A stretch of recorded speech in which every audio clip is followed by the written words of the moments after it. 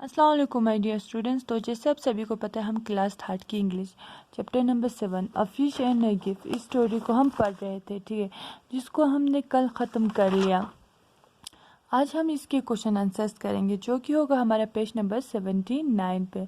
तो फिर आज हम सबसे पहले करेंगे आंसर इन डिटेल्स वाला, ठीक है। तो फिर पहला question, how do the fisherman prepare themselves for the day. जो ये मछुआरे थे वो खुद को अपने दिन के लिए तैयार कैसे करते थे, ठीक है। तो फिर इसके आंसर्स कुछ इस तरह से। The fishermen watch the sun rise, they check their nets, they check their oars, they listen to the wind, they drag their boats down to the water। तो फिर ये जो मछुआरे थे वो लोग पहले ये देखते थे कि सूरज चढ़ा कि नहीं, ठीक है। फिर वो लोग अपने नेट्स और ओर्स को चेक करते थे कि उनका जो तार वगैरह है वो सब सही है कि नहीं। They listen to the wind, और वो लोग हवा की रफ्तार को भी, यानी कि हवा किस दिशा से आ रही है, ये सारा क्या करते थे, ऑब्जर्व करते थे। फिर वो लोग अपने बोट को उसी हिसाब से पानी में उतारते थे, ठीक है। तो फिर ये ओर्स मैंने आप लोगों को पहले ही समझा दिया था कि ओर्स किसे कहते हैं, ठीक है। ओर्स जो नाव चलाने के लिए इस्तेमाल होते हैं उसे हम क्या कहते हैं, ओर्स कहते हैं। अब हमारा सेकंड क्वेश्चन, तो फिर सेकंड क्वेश्चन हमें हमसे पूछा हुआ है, what are the different things that Yusuf father had brought for him earlier. वो कौन सी अलग अलग चीज़ें हैं, ठीक है, यानी कि वो कौन सी अलग अलग चीज़ें हैं जो यूसुफ के पापा यूसुफ के लिए पहले ला चुके थे, ठीक है, यानी कि ये पहले की बात कर रहे हैं, ठीक है। तो फिर इसका आंसर है, Yusuf further brought him many things from the sea. Once he brought him a shell, another time he brought him a jewel green bottle washed by the waves. Once he told Yusuf a story about the sea turtles, ठीक है। तो फिर ये जो यूसुफ के पापा थे उसने यूसुफ के लिए बहुत सारी चीज़ें समंदर से लाई हुए थे। जैसे एक बार यूसुफ के पापा ने यूसुफ के लिए क्या लेके आया हुआ था, शेल्स, ठीक है। और फिर किसी दिन उसके लिए जेवल्स ग्रीन बॉटल लेके आए, ठीक है, यानी कि जो लहरों के साथ पहुंचा हुआ था। और फिर कभी जब यूसुफ को देने के लिए कुछ नहीं मिलता था समंदर में, तो फिर वो यूसुफ को स्टोरी ही सुना देता था कि उनके साथ क्या हुआ दिन में, ठीक है। तो फिर जैसे यहाँ पे एक स्टोरी का हमें जिक्र किया हुआ था जिसमें किसके बारे में बोला हुआ था, सी टर्टल्स के बारे में, ठीक है। तो फिर ये था हमारा सेकंड वाले क्वेश्चन का आंसर। अब हमसे थर्ड क्वेश्चन पूछा हुआ है, What happened when Yusuf father and his men found sea turtles on the sand?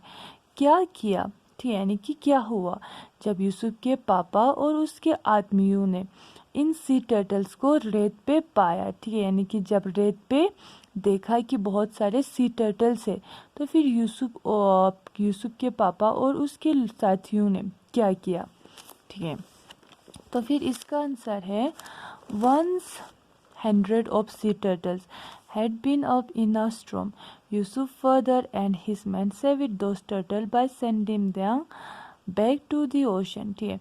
तो फिर क्या 100 से भी ज़्यादा सी टर्टल्स जो तूफान के ज़रिए से, ठीक, यानी कि सैंड पे आए हुए थे, तो फिर जो यूसुफ के पापा और उसके जो साथियाँ थे उन लोगों ने उन टर्टल्स को क्या किया, बचाया और उनको क्या फिर से समंदर में, यानी कि ओशन में फिर से वापस भेज दिया था, ठीक है। अब फोर्थ क्वेश्चन हमसे पूछा हुआ है, grandma will be please, why does this speaker think she will be please. यहाँ पे ये जो ग्रैंडमा थी वो प्लीज कर रही है, ठीक है, यानी कि वो किसी चीज़ की रिक्वेस्ट कर रही है। तो फिर इसमें जो स्पीकर है वो क्या कह रहा है कि ये जो ग्रैंडमा है वो किस चीज़ के लिए रिक्वेस्ट कर रही थी, ठीक है। तो फिर इसका आंसर है, grandma want a nice fat yellow tail for her meal, she will be please because Yusuf father had catch one in his net. तो फिर ये जो ग्रैंडमा थी वो प्लीज यानी कि इसलिए कर रही थी क्योंकि उसे क्या चाहिए था, एक मतलब फेट येलो टेल चाहिए था, यानी कि एक फिश चाहिए था, ठीक है, हमने खाने के लिए।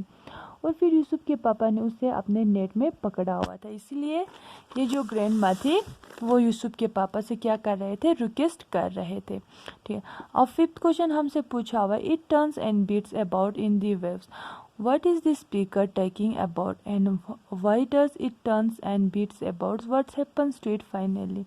ठीक है, इसमें हमसे पूछा हुआ है कि ये जो टर्न, फिर मतलब जैसे फिर से पकड़ा फिर से छोड़ दिया, ये मतलब लहरों के साथ ये क्या हो रहा था। ठीक है, और ये जो स्पीकर है वो किस चीज़ के बारे में बात कर रहा है और फिर लास्ट में क्या हुआ।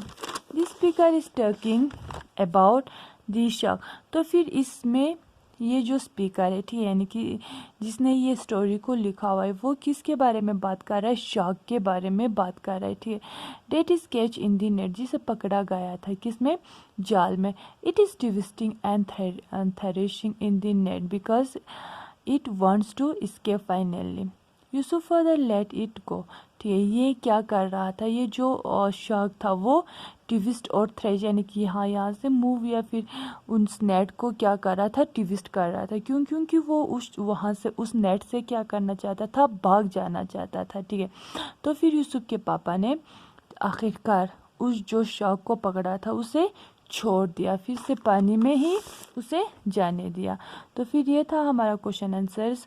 मुझे उम्मीद है कि आप लोगों ने ये जो पेज नंबर 79 पे इसे समझ लिया होगा और अपने नोटबुक पे उतार लिया होगा। आज के लिए खुदा हाफिज़।